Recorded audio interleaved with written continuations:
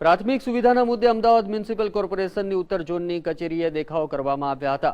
મોટી સંખ્યામાં ભેગા થયેલા કોંગ્રેસ કાર્યકર્તાઓએ કોર્પોરેશન વિરુદ્ધ સૂત્રોચ્ચાર કરી તંત્ર સેજપુર વોર્ડ પ્રત્યે ઓરમાયું વર્તન કરતું હોવાનો આક્ષેપ કર્યો હતો।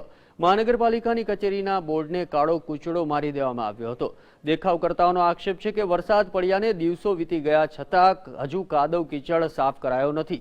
રસ્તા ધોવાઈ ગયા છે। ડ્રેનેજ ઓવરફ્લો થવાની સાથે પ્રદૂષિત પાણીની સમસ્યા પણ ખૂબ જ વકરી છે। 8 દિવસ અગાઉ વરસાદ આવ્યો હતો। એ વરસાદ જે આવ્યો એની ગંદકી હજુ પણ સૈદપુર વિસ્તાર અને આજુબાજુના વિસ્તારમાં હાલના તબક્કે કીચડ જોવા મળી રહ્યો છે। એની સાથે સાથે વારંવાર અગાઉ રજૂઆત કરી હતી કે ભાઈ ચોમાસું નજીક છે, તમે ખાડા બૂરી નાખો, તમે રોડ રસ્તા રિપેર કરી નાખો। એ વાને સૈદપુર વિસ્તાર અને આજુબાજુના વિસ્તારમાં બિલકુલ કોર્પોરેશને કામ ના કર્યું। એના હેતુસર આજે સૈદપુર વોર્ડ કોંગ્રેસ અને વિધાનસભા કોંગ્રેસ દ્વારા અમદાવાદ મ્યુનિસિપલ કોર્પોરેશનના ઉત્તર ઝોનને તાળાબંધીનો કાર્યક્રમ આપવામાં આવ્યો હતો।